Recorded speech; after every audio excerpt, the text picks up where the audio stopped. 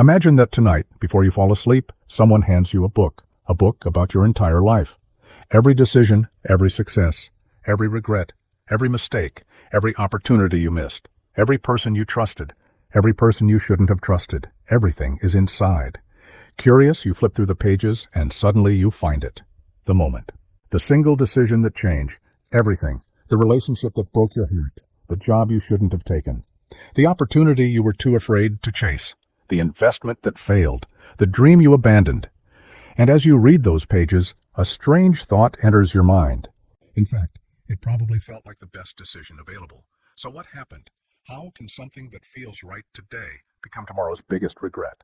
Why do intelligent people make terrible decisions? Why do we keep repeating mistakes we promised we'd never make again?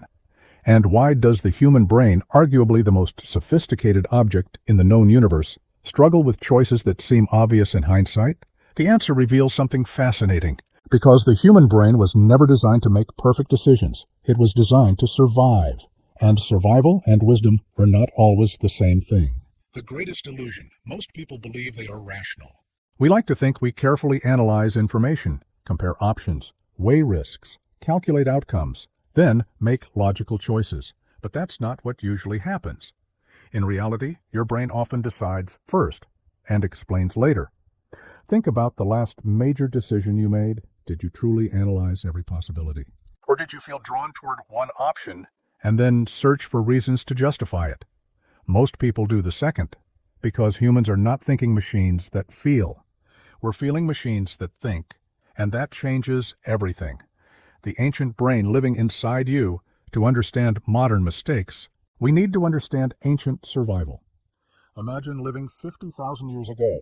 No phones, no hospitals, no police, no supermarkets, only survival.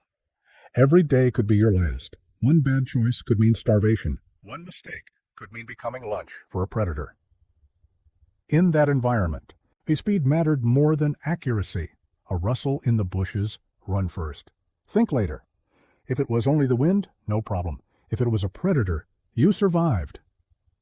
Natural selection rewarded brains that acted quickly, not brains that spent hours analyzing every possibility. And that's the brain you inherited.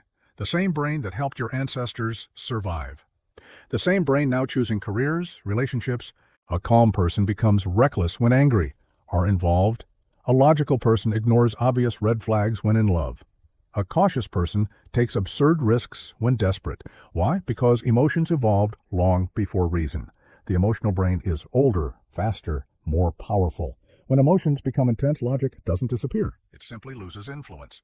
Imagine your brain as a car. Logic is the steering wheel. Emotion is the engine. You can have perfect steering, but if the engine suddenly accelerates out of control, steering becomes much less useful. And that's exactly what happens during many bad decisions. The trap of confirmation bias. Now, let's talk about one of the most dangerous forces in human psychology. Confirmation bias. Imagine you meet someone. Within minutes, your brain decides, I like this person, or I don't trust this person. Now, something strange happens. Your brain begins collecting evidence that supports that conclusion and ignores evidence that contradicts it, not intentionally. Automatically, the brain prefers consistency over truth. Once we form a belief, we stop investigating reality. We start defending our conclusion. And this doesn't only happen with people. It happens with business ideas, political opinions, relationships, dreams, and life decisions. The moment we become emotionally attached to an idea, objectivity becomes difficult. Why we stay in bad situations. Perhaps you've wondered why people stay in toxic relationships, bad jobs, failing businesses, unhealthy habits. The answer is surprisingly simple. Because leaving hurts and the human brain hates losing more than it enjoys. But psychologists call this the sunk cost fallacy. Imagine spending 5 years building something. Time, energy, money, emotion. Walking away feels like admitting failure. So instead of asking, what is the best choice now? You ask, how can I justify everything I've already invested? And suddenly the past becomes a prison built from your own memories. The fear that shapes your future. Many bad decisions aren't caused by greed or ignorance or lack of intelligence. They're caused by fear. Fear of rejection. Fear of embarrassment. Fear of failure. Fear of judgment. What's fascinating is that fear rarely screams. It whispers. It sounds reasonable. It says, maybe next year. Maybe you're not ready. Maybe you're not good enough. And because it sounds logical, we listen. Years later, many people realize their biggest regrets weren't the risks they took. They were the risks they avoided, the confidence problem. Here's something counterintuitive. The people who know the least are often the most confident. And the people who know the most are often the least confident. Why?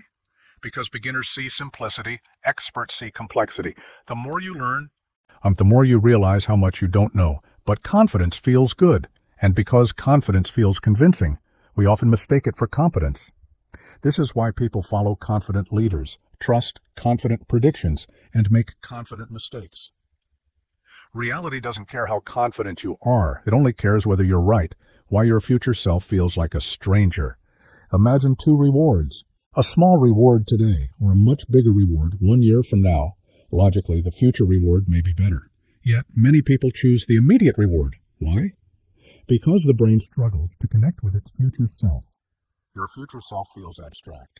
Thoughts on present desires feel real. This is why people procrastinate, overspend, overeat, delay important goals. The present is loud, and the brain naturally listens to what is loudest. The hidden stories. Controlling your life. Every human lives inside a story about who they are, what they're capable of. I'm always going to fail. These stories become invisible prisons, and many decisions are made not because they're correct, but because they fit the story. The brain loves consistency, even when consistency causes suffering. How to make better decisions. So if our brains are full of biases, fears, and emotional shortcuts, how can we make better choices? The answer isn't perfection. It's awareness. Awareness creates distance. Distance creates clarity. And clarity creates better decisions. Before making an important choice, ask yourself, what if my emotions are misleading me? What if am I ignoring? What would I tell a friend in this situation? And perhaps the most powerful question of all, what if I'm wrong? That single question has saved people from countless mistakes. The most powerful habit, if there's one habit that improves decision-making more than any other, it's this: pause. Pause before reacting. Pause before replying. Pause before buying. Pause before quitting. Pause before committing. Most bad decisions happen in moments of emotional intensity. Most good decisions survive reflection. The space between impulse and action is where wisdom lives. Conclusion. So, why do we so often make the wrong decisions? Because we are trying to navigate a modern world using a brain built for a completely different one. A brain designed for survival, not perfect judgment. Brain influenced by fear, emotion, bias, and ancient instincts. But there's the beautiful truth. Your mistakes are not proof of your failure. They are proof that you're human. Wrong decision information. Every regret contains a lesson. Every failure leaves behind wisdom. The people who build extraordinary lives are not the people who never make mistakes. They're the people who learn from them. Because in the end, life is not a test of perfect decision-making. It's a journey of understanding yourself. And maybe the goal was never to avoid every wrong turn. Maybe the goal was to become wiser because of them. So the next time you look back at a mistake and ask, what was I thinking? Remember this: you were doing the best you could with the knowledge, emotions, and experiences you had at that moment. And if you've learned from it, then it wasn't just a mistake. It was tuition, a price paid for wisdom. And wisdom may be the most valuable thing any decision can ever give you.